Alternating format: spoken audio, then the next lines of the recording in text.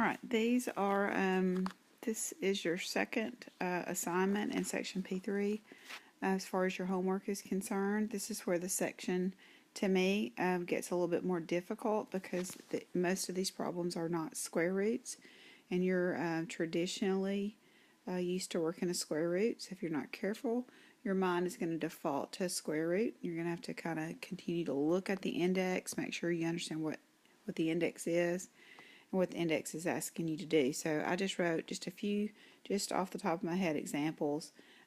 This problem, the first problem, the cube root of 8, says this problem is saying to you, what times itself 3 times is 8? So the little number on the outside is called the index, and it's asking you what number times itself 3 times is 8. And if you're not careful, your brain's going to default, because it's done square roots so many times, it's going to default to square root, and you're going to be thinking what times itself 2 times is 8, and that's not what the problem is asking you. It's asking you what times itself 3 times is 8. So you're going to have to really get used to the fact that you're not doing square roots. So the answer to that problem is 2, because 2 times 2 times 2 is 8, and that would make 8 a perfect cube. You also have that the list. I'm not sure what color it is that you have, but you have that list of perfect numbers that you're memorizing, and you've got your perfect squares in one column and your perfect cubes in the next column and your perfect fourths. So that's also going to help you wrap your mind around all this content. In the next example, I wanted to explain again how we take the radical of any variable. It doesn't matter whether it's the square root, cube root, fourth root, or so on. So the rule is, when you're taking the radical of a variable, you divide the index into the exponent. You divide the index into the exponent. So 4 goes into 4 one time, so x to the 1 comes out. There's nothing left over, so you won't have an x left under the radical in your simplified answer. Then you divide the 4 into the 8. 4 goes into 8 two times. Y to the second comes out, and you will not have a y left under your radical. 4 goes into 14 3 times. Z to the 3 comes out, and 2 is left over. So anytime you have something left over, once you divide the index into the exponent, then you will have that variable left over under the radical. So if you need to listen to that a couple times, again, this is not something that you did a lot of in Algebra 1, and that may be why you're struggling a little bit with it. So treat it as something new. Really listen to and look at the notes that we've taken and make sure that you understand this process. Alright, so I think I have worked the majority of these on this page, so I'm just going to kind of page through. Alright, 67. Our index is a 3, so we're thinking of what times itself 3 times is 32. Well, if you've not yet memorized your numbers, 8 is a perfect cube because 2 cubed is 8. 27 is a perfect cube because 3 cubed is 27. And 64 is a perfect cube because 4 cubed is 64. So 32 got left out. That means 32 is not a perfect cube. Alright, you don't always have to write those down. You have them on that little sheet that I gave you. You can use that if you want to. So will any of these perfect cubes divide into 32 so I can simplify the radical? Yes, 8. So 8 times 4 is 32. And again, you may have to fight your brain because it's thinking square root, square root, square root. Well, this is not a square root. This is a cube root. And then you take the cube root of 8. The cube root of 8 is 2. So 2 will come out, and the 4 will be left underneath. And don't forget to put your little 3, put your little index back on your radical. If you leave that 3 off, it's going to look like it's a square root. Alright, when you get to 69, variables, once you figure out how to do these, they're easy. 3 divides into 4 one time. X to the 1 comes out. 1 is left over, so you have just an x left under the radical. 71 is showing you that we can multiply a cube root times another cube root. You couldn't multiply a cube root times a square root, but you can multiply a cube root times a cube root. 9 times 6 is 54. Is 54 a perfect cube? Well, we've got them listed up here at the top. So 54 is not a perfect cube.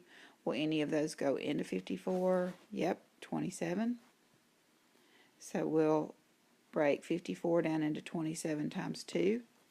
And we'll say the cube root of 27, what times itself 3 times is 27, that'll be 3. So the 3 will come out, and then you'll be left with the cube root of 2. 2 is not a perfect cube, and it has no factors that are perfect cubes. 2 is not a perfect cube, and it has no factors that are perfect cubes, so the cube root of 2 is considered as simplified as you can get it. We can also divide radicals by another radical as long as they have the same index. So we're going to divide first. So we'll just put our answer back under a fifth root. 64 divided by 2 is 32. X to the 6 divided by x. We're going to subtract exponents when we're dividing, so that'd be x to the 5th. 32. Now we're under the fifth root. So if we think about the numbers that are the fifth root, perfect fifths, 1 of course is, but 1's not going to help you when you simplify. 2 to the 5th is 32. 3 to the 5th, I don't have to go there because 32 is a perfect fifth. So the fifth root of 32, what times itself 5 times, is 32. That's 2. And then again with our variables, they're going to become the easy one in my opinion. You're just going to divide the index into the exponent. So 5 goes into 5 one time. So x to the 1 comes out. Nothing is left over. So when nothing's left over, your index divides into your exponent. That actually means your variable is a perfect whatever the index happens to be if nothing is left over. So your answer is just 2x. Alright, adding and subtracting. Just a reminder, anytime we're adding or subtracting radicals, you have to have like terms. So in number 75, the fifth root of 2 and the fifth root of 2 are like terms. So you just combine the numbers out in front. You keep the radical exactly the same anytime you're adding or subtracting. All right. So in 77, we can't add the cube root of 16 with the cube root of 54. They're not like terms. So likely what that means is that they will probably simplify. Both of those will probably simplify. So 16 is not a perfect cube. But 8 is, and 8 will go into 16. So I'm going to simplify 16 by doing 8 times 2. 54 is not a perfect cube, but 27 is, and 27 is a factor of 54. So you'll simplify here. Cube root of 8 is 2. 2 comes out. 2 times 5 is 10.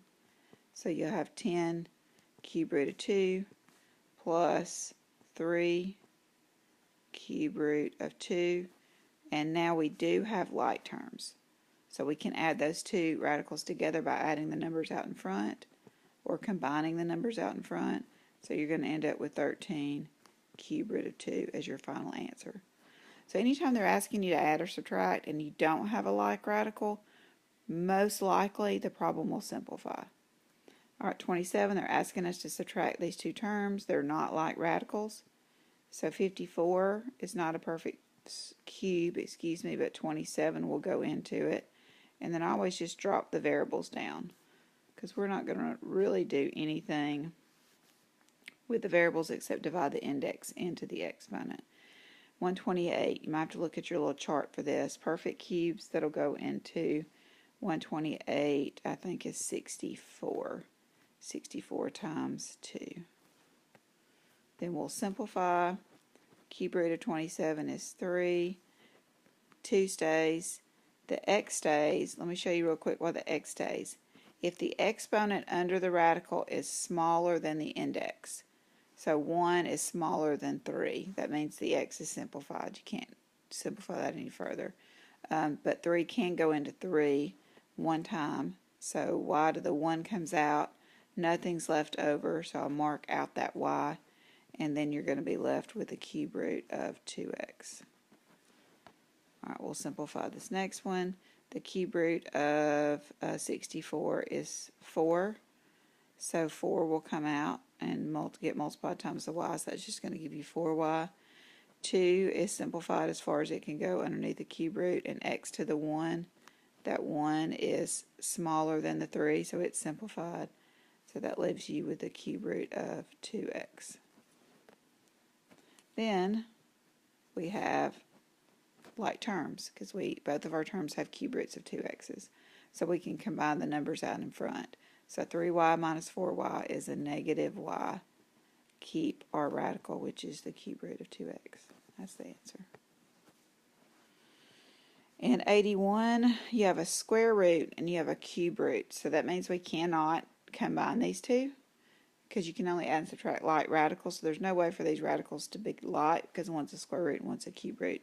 But the cube root of 8 will simplify down to 2. So if you're simplifying, you would simplify both radicals as far as I could go. And then if you could not combine those, you would just leave it as a square root of 2 plus 2. All right, I'm sure you've read this in your notes, but anytime an exponent is a fraction, the top represents the power, the bottom represents the root. So you would do the root first, if at all possible. You can think about roots being in the ground. That can help you understand that the root is on the bottom of the fraction, the power is on the top. And you're going to want to do the root first, if at all possible. So the square root of 36, 2 means the square root, is 6, and 6 to the first power is 1. You'll kind of want to do these in your head. They're going to ask you to do them with no calculator. You should be able to do these without any calculator. So I think I've worked most of these out, giving you some little information beside them if you need them. Go to the next page. These look like they're worked out. These look like they're worked out, and I think that is the end of the assignment. All right, hopefully this will help you through your homework. You can star or check or highlight anything that you would like to ask once we get to class.